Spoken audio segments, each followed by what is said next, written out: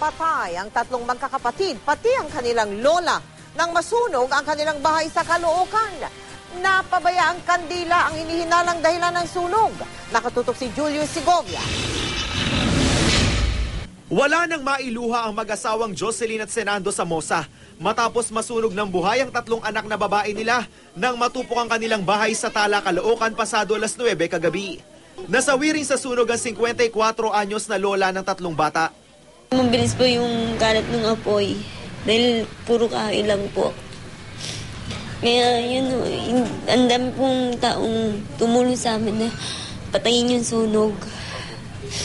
Pero hindi nila niligtas yung mga anak ko at yung nanay ko. Nagtulong-tulong ang mga residente para maapula ang apoy. Di kasi nakapasok ang mga bumbero sa lugar dahil sa maliit na daan. Buti na lang, di kumalat ang apoy sa ibang mga bahay. Halos lahat natataranta kasi nga walang tubig din yung iba. Yung bumbero, walang makapasok na bumbero kasi nga halos walang madaanan. Sa inisyal na investigasyon, naiwang kandila ang pinagmula ng apoy. Posibleng natutulog daw ang mga biktima ng sumiklabang sunog.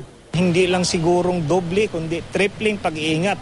Lalo na yung mga gumagamit ng gasira, ng kandila, na bago tayo umalis sa ating mga kanya-kanyang bahay, siguraduhin nating pinapatay muna o kaya ilagay natin sa ligtas na bahagi ng ating bahay.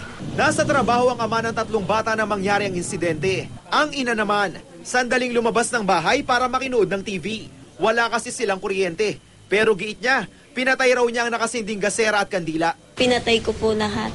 Sinabi ko sa nanay ko huwag niyang sindihan kasi inaasahan namin yung ilaw ng kapitbahay namin. Dahil pag natutulog kasi kami, pinapatay namin yung gasera. Kung hindi lang po siguro ko umalis, hindi siguro mangyayari po yan.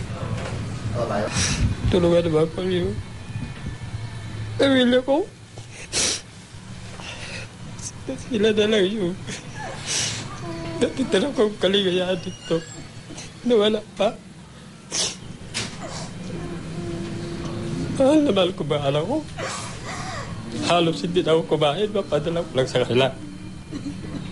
Ngayong nawala sa isang iglap ang kanilang tatlong anak, sa isa't isa na lang humuhugot ng lakas ang mag-asawa, lalo't 5 buwang buntis si Jocelyn. Ang mga leksyon na natutunan ko doon, kailangan huwag pabayaan yung pamilya. Sasagutin naman ng puneraryang pinagtatrabahuhan ng ama ng tatlong bata ang gasto sa burol. Julius Segovia, Nakatutok, 24 Oras.